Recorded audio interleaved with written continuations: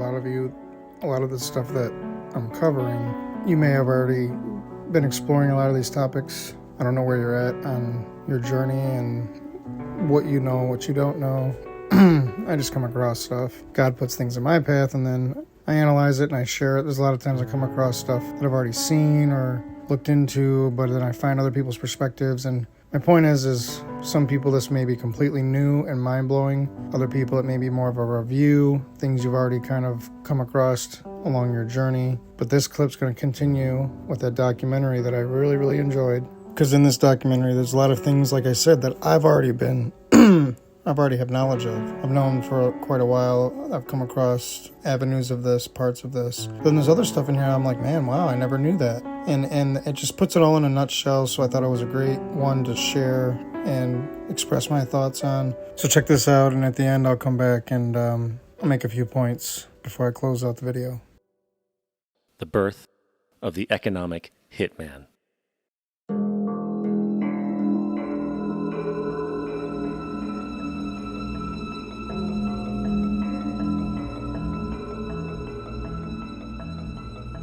We economic hitmen really have been the ones responsible for creating this first truly global empire.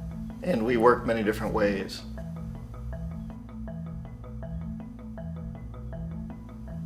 But perhaps the most common is that we will identify a country that has resources our corporations covet, like oil, and then arrange a huge loan to that country from the World Bank or one of its sister organizations.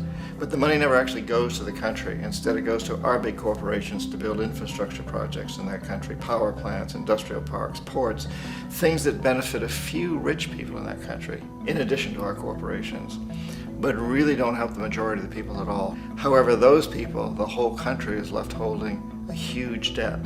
It's such a big debt they can't repay it, and that's part of the plan, that they can't repay it. And so at some point, we economic hitmen go back to them and say, listen, you owe us a lot of money, can't pay your debt, so sell your oil real cheap to our oil companies. Allow us to build a military base in your country, or send troops in support of ours to someplace in the world like Iraq, or vote with us on the next UN vote.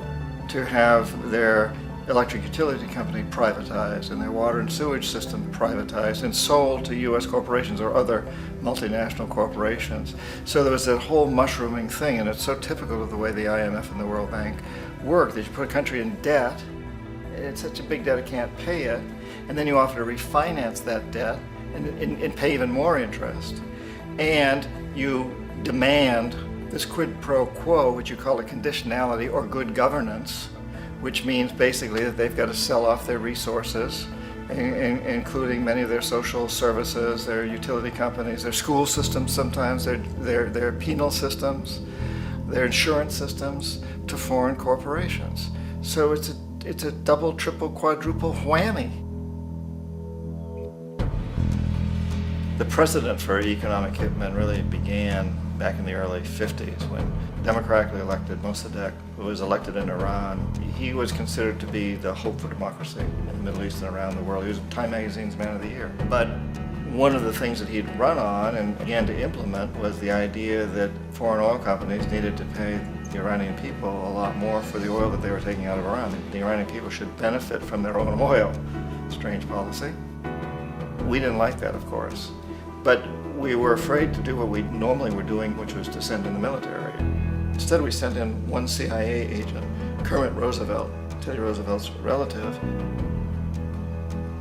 And Kermit went in with a few $1 million and was very, very effective and efficient. And in a short amount of time, he managed to get Mossadegh overthrown and brought in the Shah of Iran to replace him, who always was favorable to oil. And it was extremely effective. Mobs overflow Tehran. Army officers shout that Mossadegh has surrendered and his regime as virtual dictator of Iran is ended. Pictures of the Shah are paraded through the streets as sentiment reverses. The Shah is welcomed home. So back here in the United States, in Washington, people looked around and said, wow, that was easy and cheap. So this established a whole new way of manipulating countries, of creating empire. The only problem with Roosevelt was that he was a card-carrying CIA agent, and had he been caught, the ramifications could have been pretty serious. So very quickly at that point, the decision was made to use private consultants to channel the money through the World Bank or the IMF or one of the other such agencies, to bring in people like me who worked for private companies, so that if we got caught, there would be no governmental ramifications.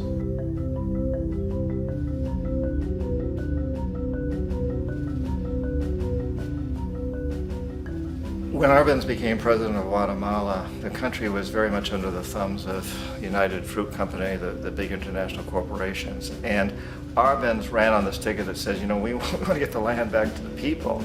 And once he took power, he was implementing policies that would do exactly that, give the land rights back to the people. United Fruit didn't like that very much. And so they hired a public relations firm, launched a huge campaign in the United States to convince the United States, people, the citizens of the United States, and the press of the United States, and the Congress of the United States, that Arbenz was a Soviet puppet, and that if we allowed him to stay in power, the Soviets would have a foothold in this hemisphere. And that at that point in time was a huge fear on everybody's mind, the Red Terror, the communist terror. And so, to make a long story short, out of this public relations campaign came a commitment on the part of the CIA and the military to take this man out. And in fact, we did. We sent in planes, we sent in soldiers, we sent in jackals, we sent everything in to take him out, and did take him out. And as soon as he was removed from office, the new guy that took over after him basically reinstated everything to the big international corporations, including United Fruit.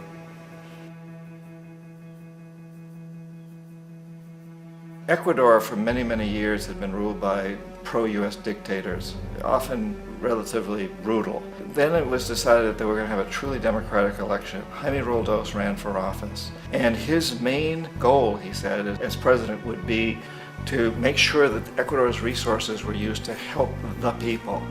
And he won, overwhelming, by more votes than anybody had ever won anything in Ecuador. And he began to implement these policies to make sure that the profits from oil went to help the people. Well, we didn't like that in the United States. I was sent down as one of several economic hitmen to change Roldos, to corrupt him, to bring him around, to let him know, okay, you can get very rich, you and your family, if you play our game, but if you continue to try to keep these policies you've promised, you're going to go. He wouldn't listen. He was assassinated. As soon as the plane crashed, the whole area was cordoned off.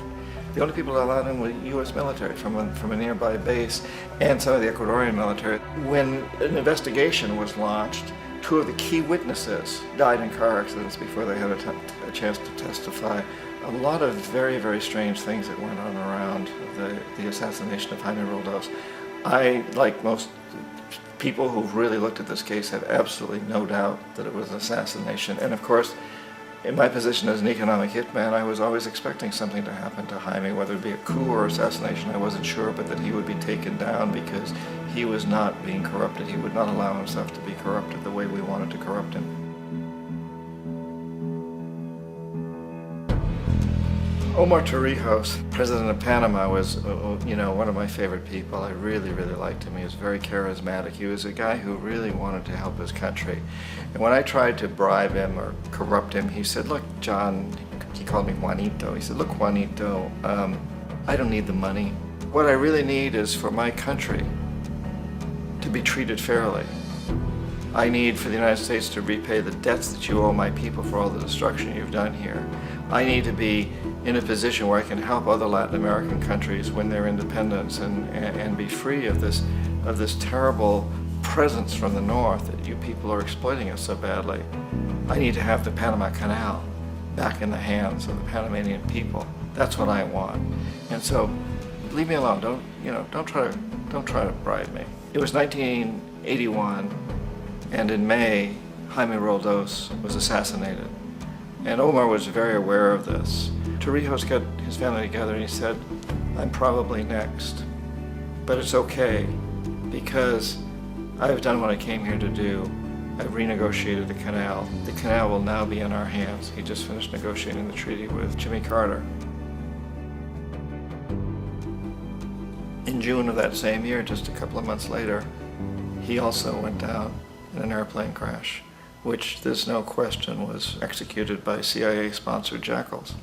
Tremendous amount of evidence that one of Torrijos' security guards handed him at the last moment as he was getting on the plane a tape recorder, a small tape recorder that contained a bomb.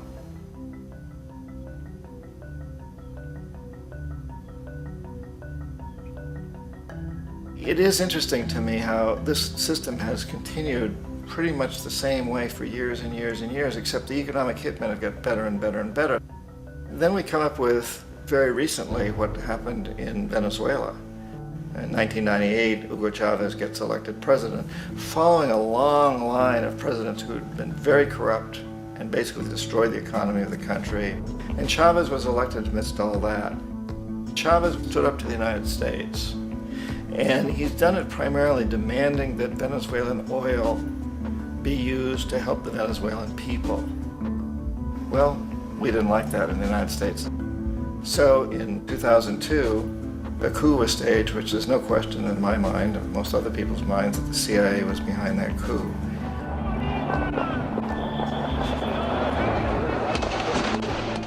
The way that that coup was fomented was very reflective of what Kermit Roosevelt had done in Iran, of paying people to go out into the streets, to riot, to protest, to say this Chavez is very unpopular.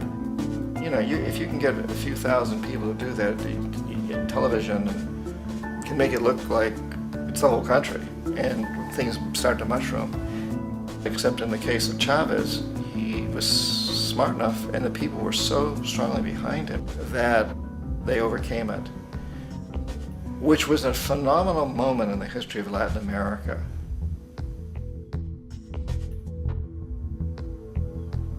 Iraq actually is a perfect example of the way the whole system works. So we economic hitmen are the first line of defense. We go in and we try to corrupt governments and get them to accept these huge loans, which we then use as leverage to basically own them. If we fail, as I failed in Panama with Omar Torrijos and in Ecuador with Jaime Roldos, men who refuse to be corrupted, then the second line of defense is we send in the jackals. And the jackals either overthrow governments or they assassinate. And once that happens and a new government comes in, and boy, it's going to toe the line, because the new president knows what will happen if he doesn't.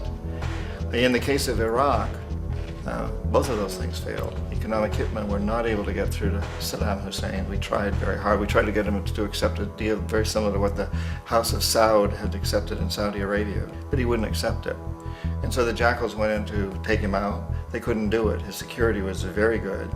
After all, he had one time worked for the CIA. He'd been hired to assassinate a former president of Iraq and failed, but he knew the system.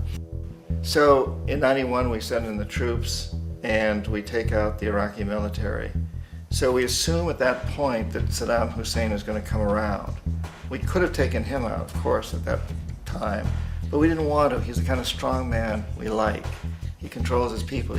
We thought he could control the Kurds and keep the Iranians in their border and keep pumping oil for us.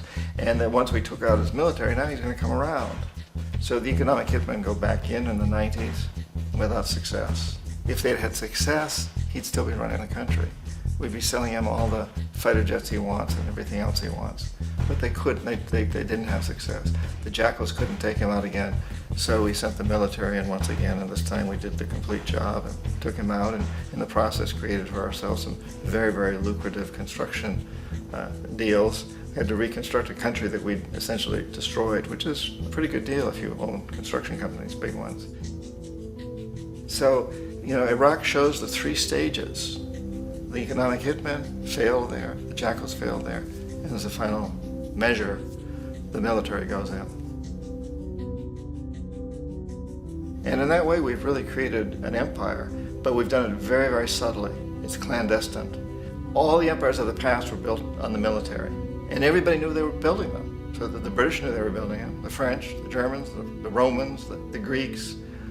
And they were proud of it, and they always had some excuse, like spreading civilization, spreading some religion, something like that. But they knew they were doing it. We don't. The majority of the people in the United States have no idea that we're living off the benefits of a clandestine empire, that today there's more slavery in the world than ever before. And then you have to ask yourself, well, if it's an empire, then who's the emperor? Obviously, our presidents of the United States are not emperors. An emperor is someone who's not elected, doesn't serve a limited term, and doesn't report to anyone, essentially. So you can't classify our presidents that way. But we do have what I consider to be the equivalent of the emperor, and it's what I call the corporatocracy. The corporatocracy is this group of individuals who run our biggest corporations, and they really act as the emperor of this empire. They control our media, either through direct ownership or advertising. They control most of our politicians because they finance their campaigns, either through their corporations or through personal contributions that come out of the corporations. They're not elected, they don't serve a limited term, they don't report to anybody. And at the very top of the corporatocracy, you really can't tell whether a person's working for a private corporation or the government because they're always moving back and forth. So, you've got a guy who one moment is the president of a big construction company like Halliburton, and the next moment he's vice president of the United States, or the president who is in the oil business. And this is true whether you've got Democrats or Republicans in the office. You have them moving back and forth through the revolving door. And in a way, our government is invisible a lot of the time, and its policies are carried out by our corporations on one level or another. And then again, the policies of the government are basically forged by the corporatocracy and then presented to the government. They become government policy. So it's an incredibly cozy relationship. This isn't a conspiracy theory type of thing. These people don't have to get together and plot to do things. They all basically work under one primary assumption, and that is that they must maximize profits regardless of the social and environmental costs.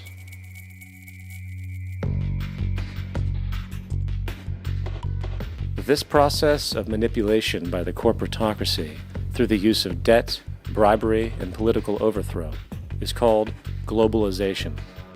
Just as the Federal Reserve keeps the American public in a position of indentured servitude through perpetual debt, inflation, and interest, the World Bank and IMF serve this role on a global scale. The basic scam is simple. Put a country in debt either by its own indiscretion or through corrupting the leader of that country.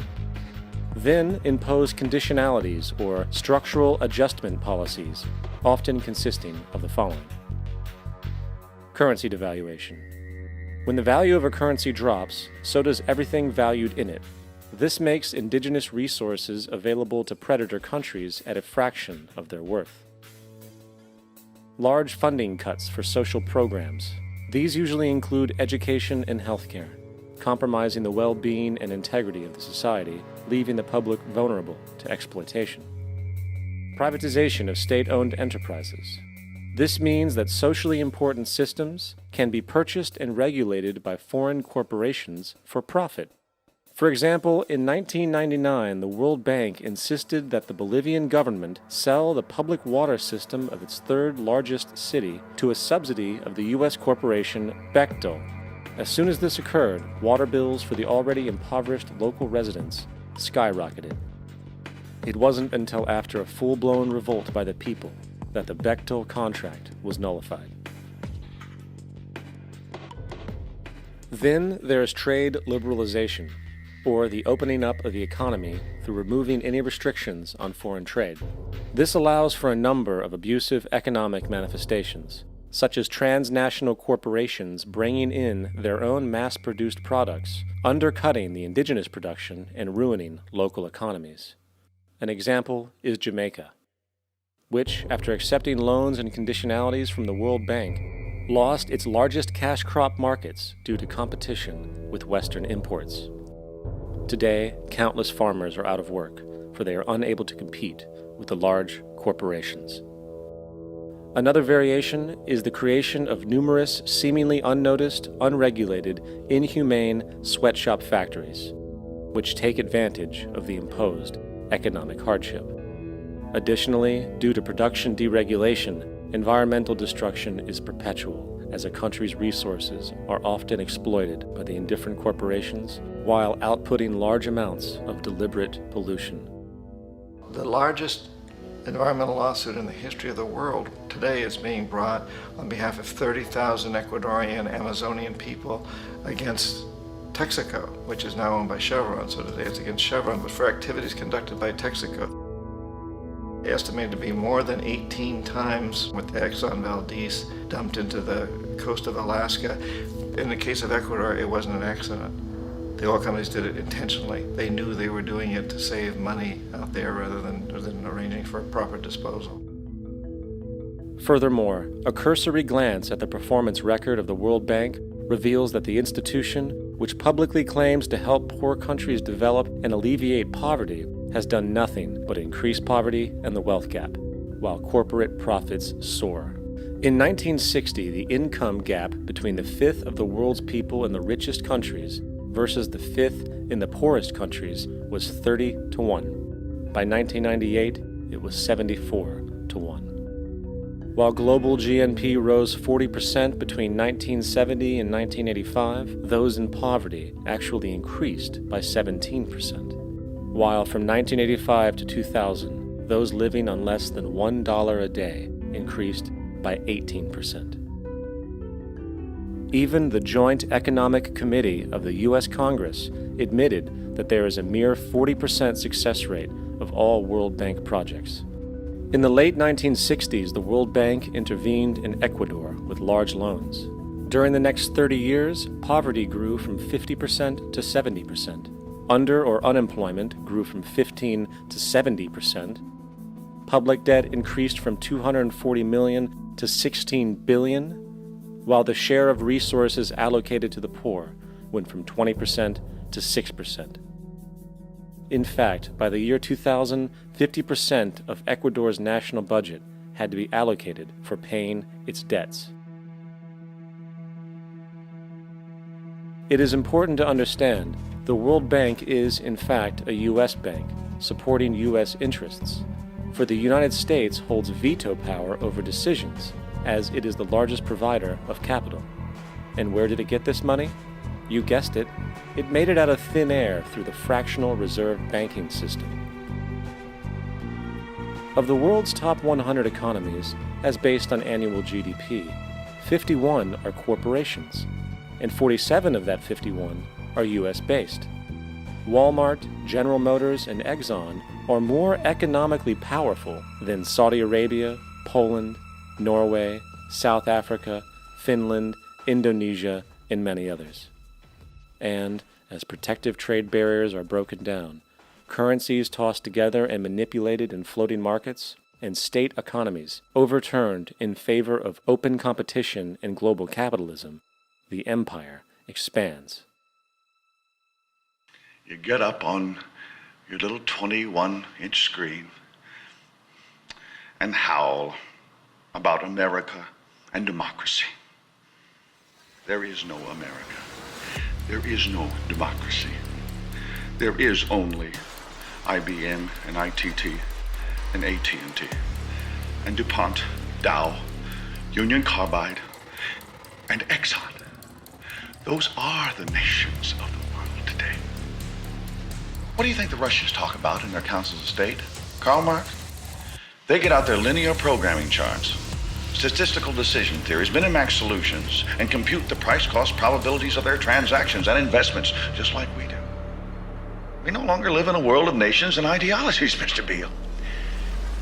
The world is a college of corporations, inexorably determined by the immutable bylaws of business. The world is a business, Mr. Beale. What have we seen in the last couple of years? What's been going on? Think. Take a step back, open your mind, and think. When you set aside all this bombardment and this narrative and this propaganda, really look at it. Look who's been in control, slowly positioning themselves. Look who has all the power. And this is nothing new, but it's a lot more blatant and aggressive now more than ever. This platform that we're on right now, Facebook, Instagram, Twitter, Google, all of it. All these key players, the media, the news networks, both sides, for the majority, they're all trash. All working systematically together